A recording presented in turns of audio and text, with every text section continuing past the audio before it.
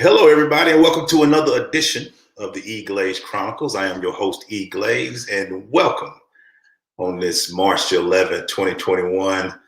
1 year from the day the world stopped because of COVID-19 and things like these shows had to happen. Today, I have a great guest for everyone. He's a great guy when he gets recommended by one of my favorite people in the world. He's like, Coach, you got to have this guy on. Future Olympian, I'm calling it right now, Devin Williams. He reached out and said, Coach, please get this guy on because of what he can do and what he does. And I've never heard the phrase. I thought I've heard of, but sleep performance coach. We have to talk about it. Everybody, please welcome Mr. Thomas Hinton. How you doing today, sir? Hey, how's it doing? How's it doing? How are you doing? Thanks for having me on here. I appreciate it. Oh, no problem. So go ahead. People going to want to know, what is a sleep performance coach? Just go ahead and jump into it. Yeah, absolutely. So it's funny because even when I talk to professional athletes, even they're like, I never heard of a sleep coach before. And there are a lot of there, but there's not many of us. So that's why it's a term that's not really people aren't really familiar with. But as a sleep performance coach, what I do is I help athletes optimize their performance through what I call targeted sleep coaching. So I'm helping them, learn how to condition, or I teach them how to condition both their bodies and their environments for a good night's sleep to help with the recovery and the rebuild and the repair process. And so I'm helping them just from a mental and physical standpoint. And the results are really, really fun to watch when they really buy into that process to becoming great. Part of the process is taking care of your body. Part of taking care of your body is getting a good night's sleep. So once I start breaking down the science and getting a little sciencey with them a little bit, they start to understand, oh, okay, wow, this is something that I really want to do, want to talk to this guy about. That's what happened with me and Devin. I started talking with him. He's like, well, I kind of do stuff already. But then when I really started diving into why I exist and what I'm here to do, it was just kind of like, oh, okay, yeah, I need to work with this guy, And so then that's how we started.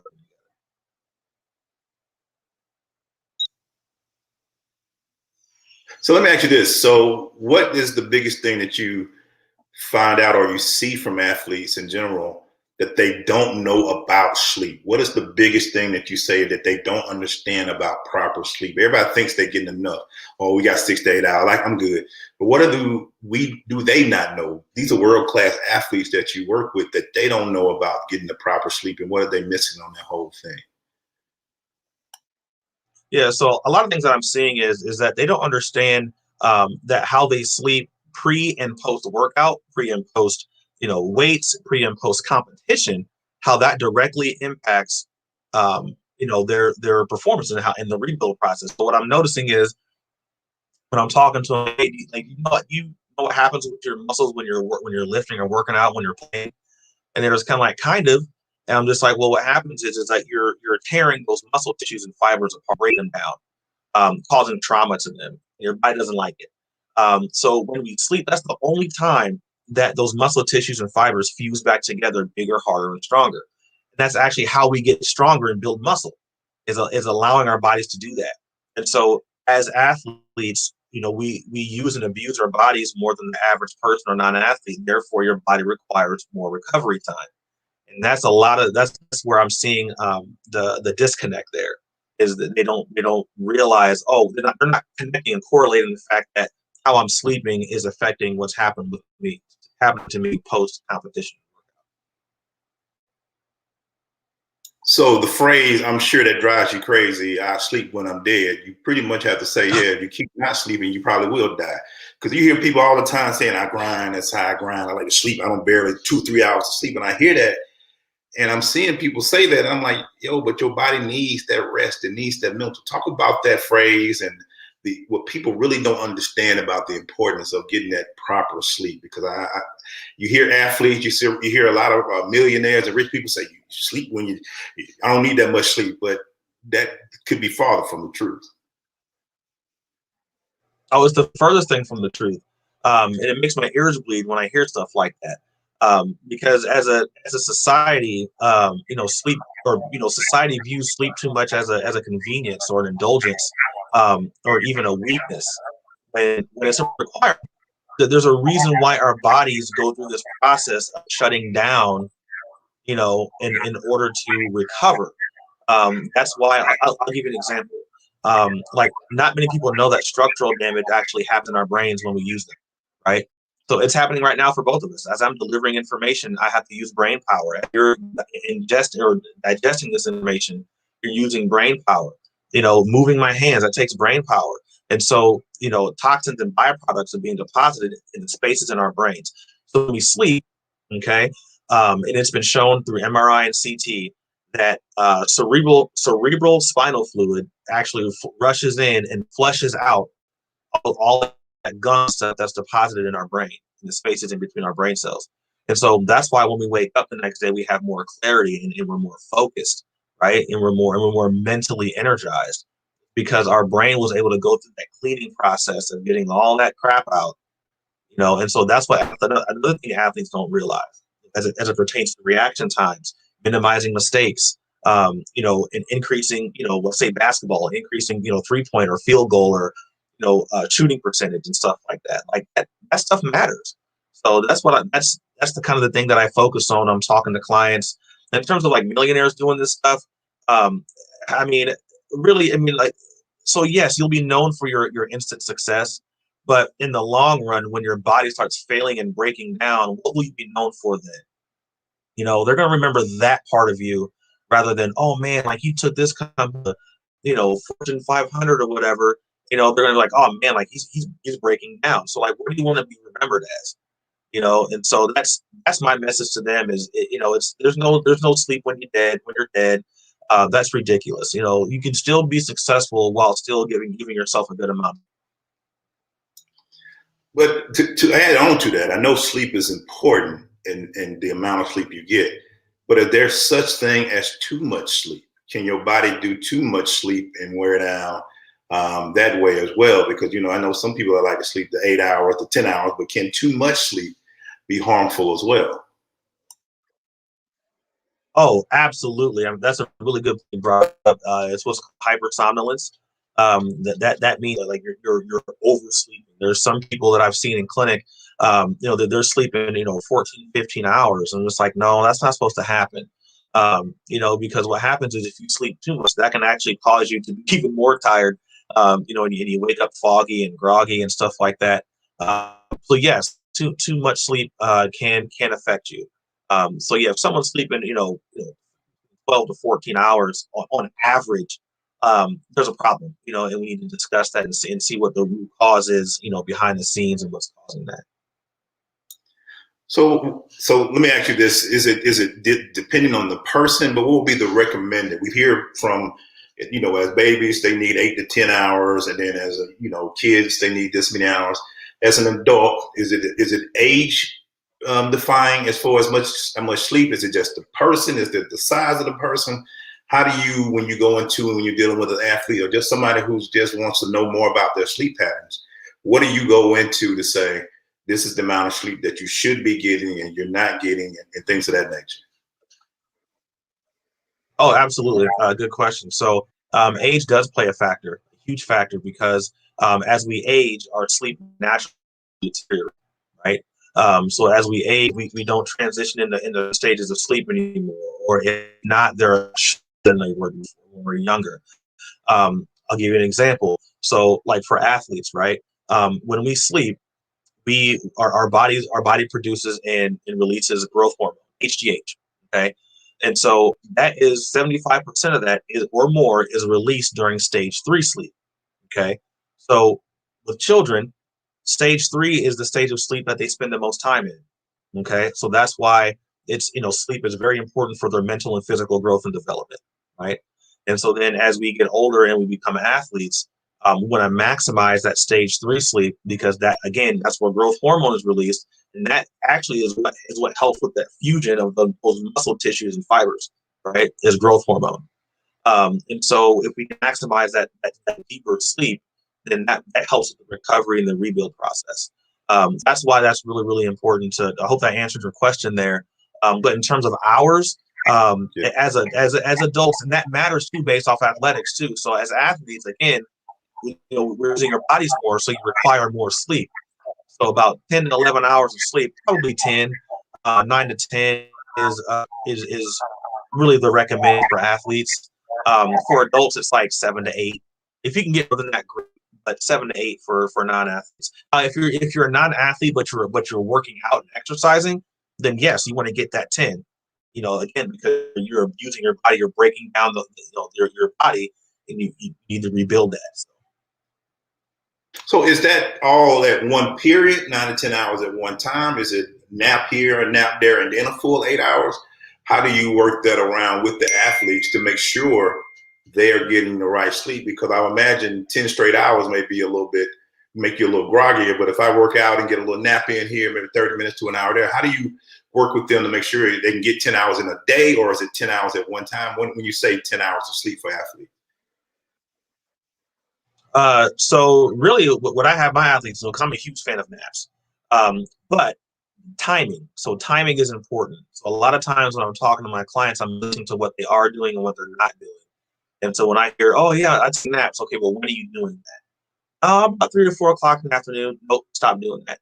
Because you're robbing from that sleep bank. And so then you can't go to sleep later on that. So with my athletes, depending on their schedule, no naps later than 1 o'clock. All right. And if you're going to do one, limit it to 45 minutes to an hour.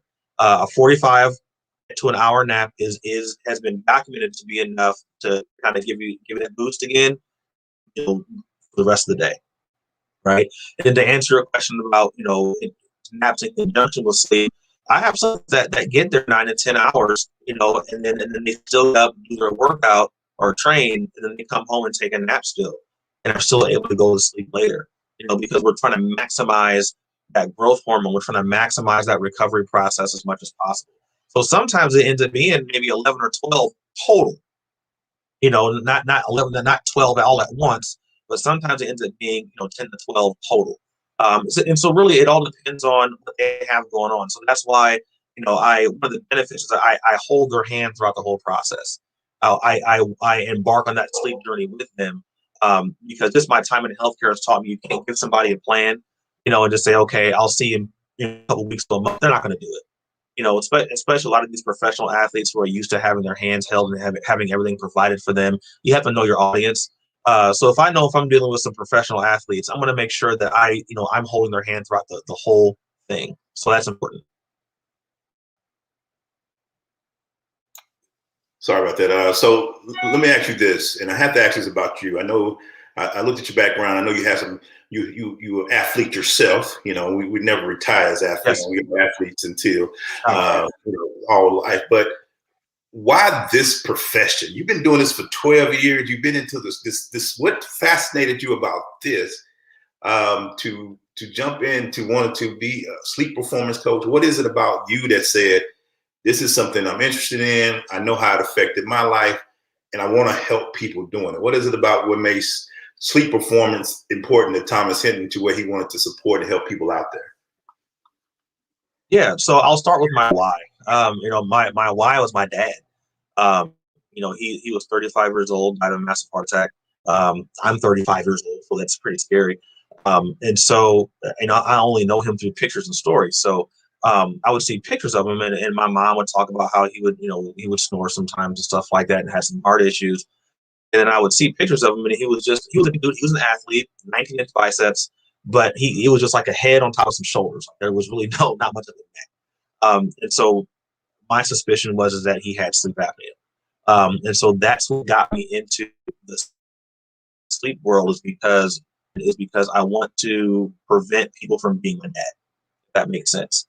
And so just kind of give a quick story here. I started off in the sleep lab doing sleep studies.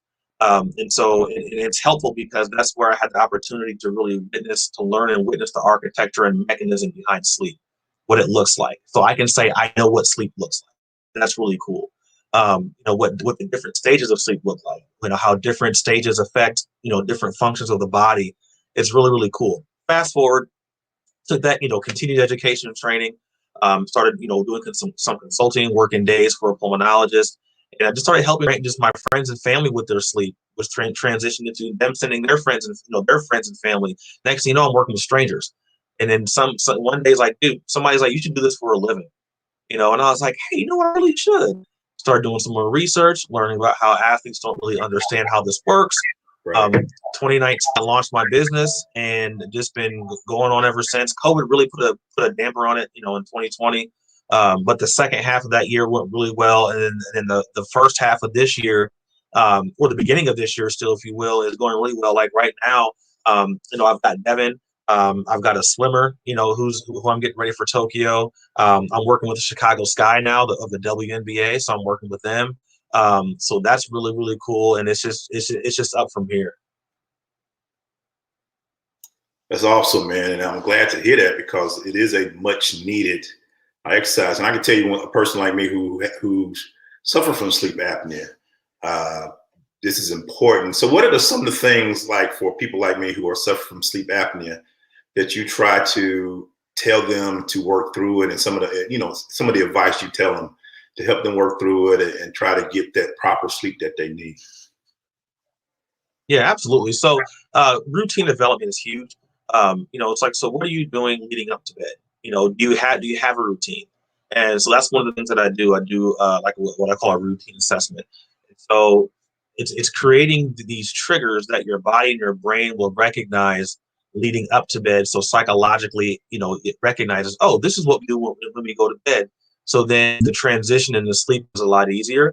I have sleep apnea also, and I use a CPAP machine. And adherence to treatment, to therapy is huge. Not a lot of people can use CPAP. So one of the things that I like to do is I like to help. I pride myself in my ability to help people conform and acclimate to CPAP. So really that's what I focus on is, okay, you have it. Are you controlling it? Oh, you are. Great. How are you controlling it? What are you using? Are you using the oil appliance? Are you using the CPAP? A lot of times, the more so the CPAP have the gold standard in treatment. And so if they verbalize they're having issues to me, then I try to help them through that. So that's really like the first step that I take is helping them with compliance. And it's interesting you say that about the CPAP and things of that nature. Do you feel like, from what you've studied, the pressures of today, whatever going on, did COVID have a effect on people with sleeping and things of that nature? When you saw the last year, you even said the second half you had a better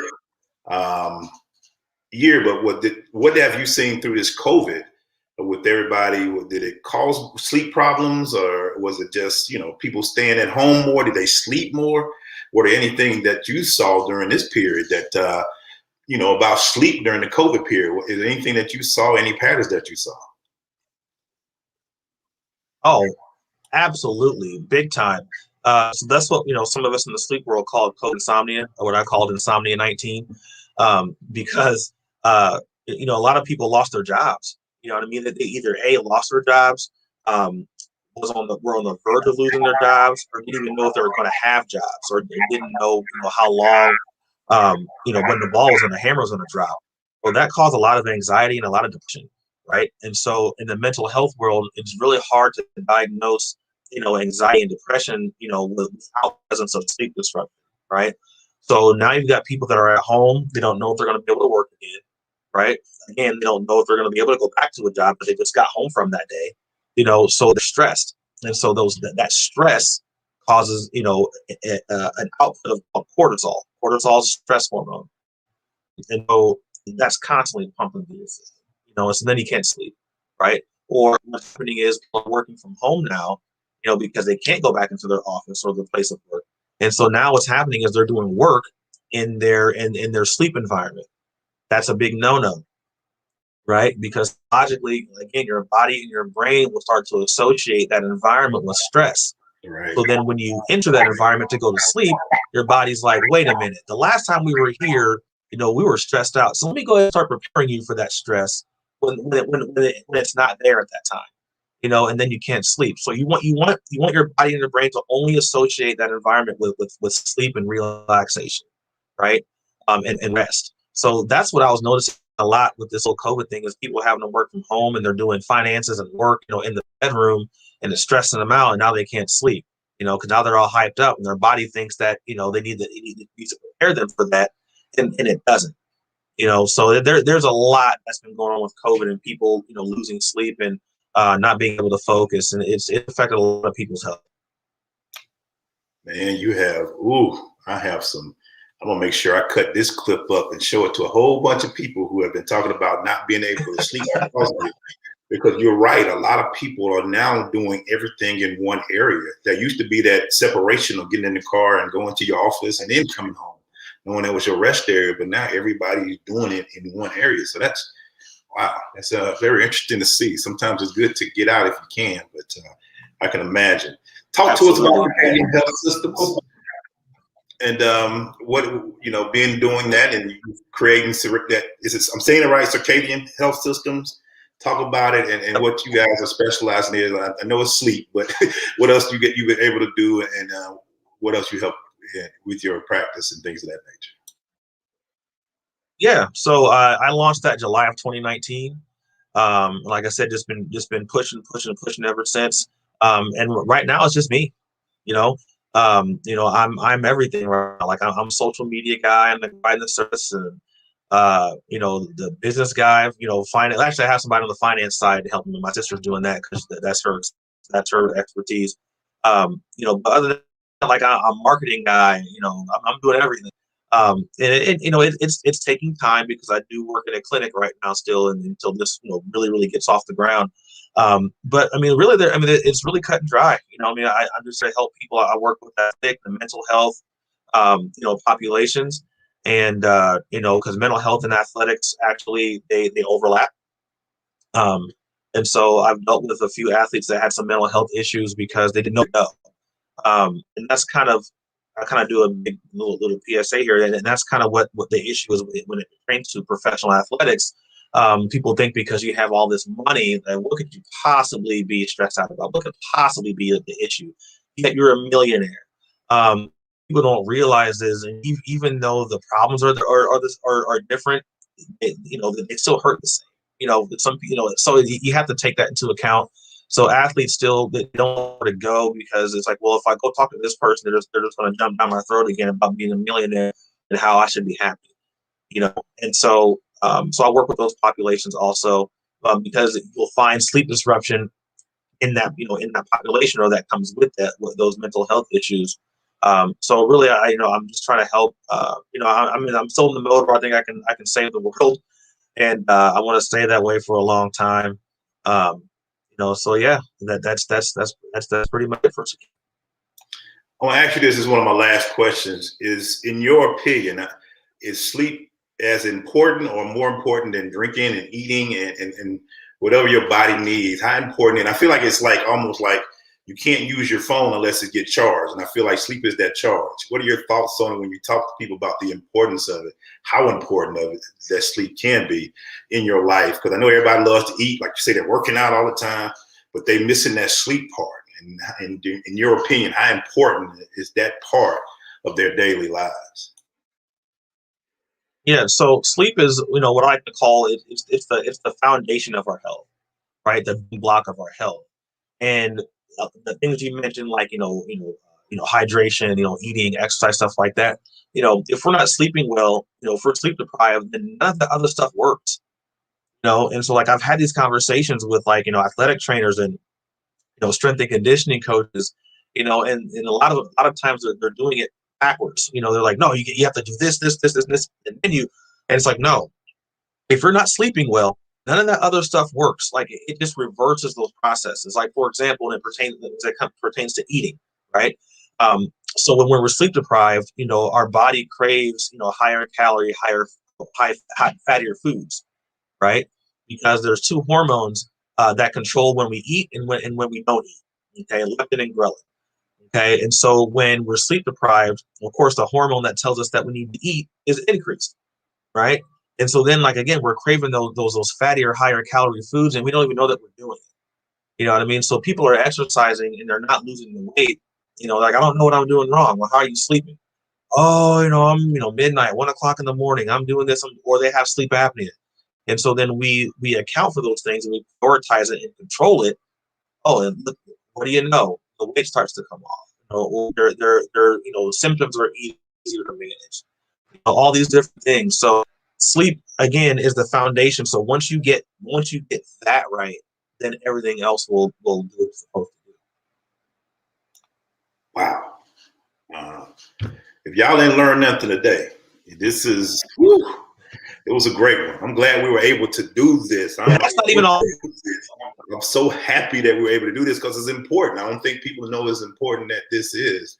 We're in this world now, everything's fast paced, and we act like sleep is not a non-issue, but it's the foundation. I totally agree with you.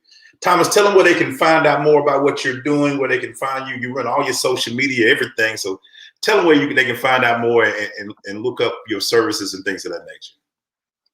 Yeah, so you can go to www.circadianhealthsystems or www.circadianhealth.org. So it's a very basic website. I created it myself. So it's not this big, super website, but information's there. My Instagram, TH Sleep Coach. The T and the H are capitalized, and then Sleep Coach after that. Or if you just type in, Thomas Hinton, you'll find me there. I'm on Twitter. Find me on Twitter. Put in Thomas Hinton, Sleep Coach. I'll be there. And let's talk.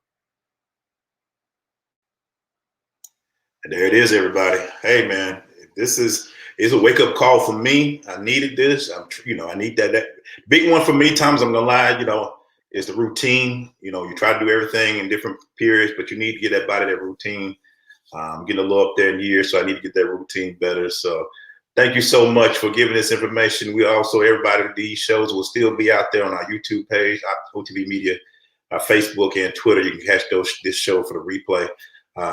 For Thomas L. Hinton II, this is EGlaze for the EGlaze Chronicle. Thank you, everybody, and have a great day. Get some sleep, everybody. It's the foundation. You heard it here. Talk to you later. Bye. All right, we'll see you.